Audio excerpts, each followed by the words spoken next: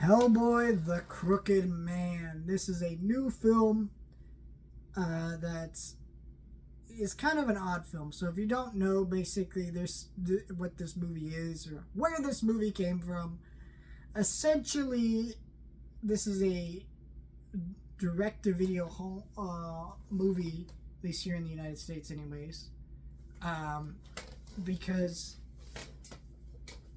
I think internationally, I think UK got a theatrical release, but here in the States it didn't, because this is a very cheap, low-budget movie. So the place you're going to find this is digital and Blu-ray and stuff. But basically what this film is, it's just that.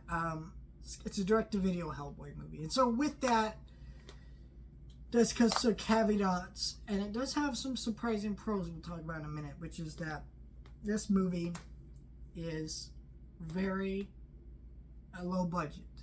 And you feel that in certain bits in this movie. There's an opening scene on a train where you're like, the CGI does not look great there. But there's other effects that look more practical because it is so low budget that are kind of cool and you're able to have fun with. But you also watch this movie and it's in the woods and it's whatever. I think it takes place in the 50s, this movie. I forget what time period this movie takes place. But you genuinely would not know because the film is so low budget that it's like, oh, it's in the woods, in a cabin, places that there aren't a lot of characters or set pieces in the film. But with that, it allows the film to be slow burn and more character based and more horror based. And I think you also feel this, that the creator of Hellboy, I believe, actually wrote this movie, or at least helped write this movie. And you feel that because it is based on a comic run. I haven't read the comic run, but I did see The Crooked Man as like a comic run. But I definitely felt that this was the most comic accurate Hellboy. And I think this Hellboy movie is actually going to make a lot of Hellboy fans really happy.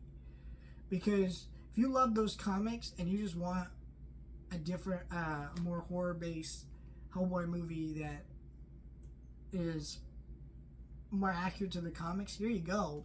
And it works. And I think that, there are definitely going to come some disappointments. That's not higher budget, maybe a little bit better made. But I think if you're just a Hellboy fan, I think you'll just be happy with this movie for what it is.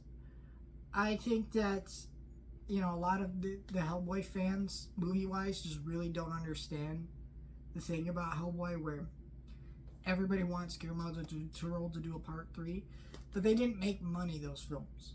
Part 1 did okay, enough to get a sequel, obviously, but then the sequel bombed. The remake bombed. There's a couple direct-to-video animated movies that, one Gathering sold okay, right? There's 2 of them.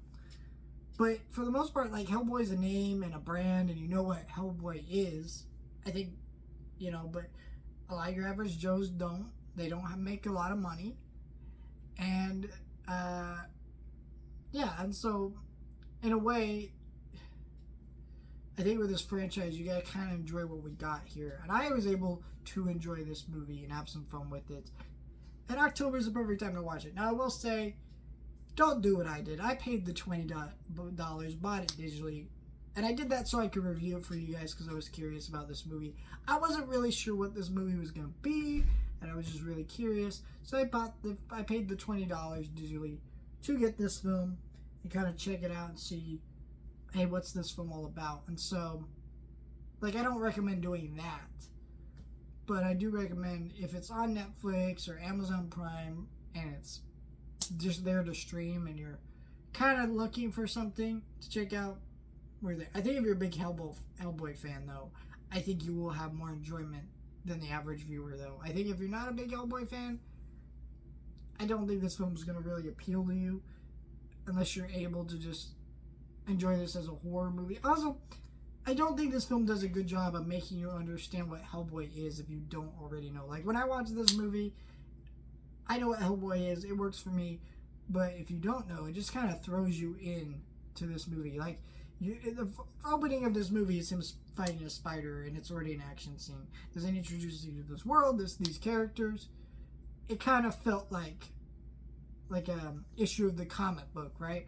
Where, you're just jumping into Hellboy fighting a creature, and then there you go. Or, it's something like that.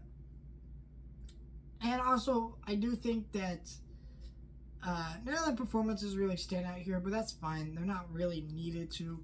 And I do think our new Hellboy is probably second best Hellboy, right? I mean, David Harbour wasn't bad casting, just the movie he was in didn't work and really didn't offer him much, and so it led to some crappy makeup and a movie and his performance not working the best. But this movie,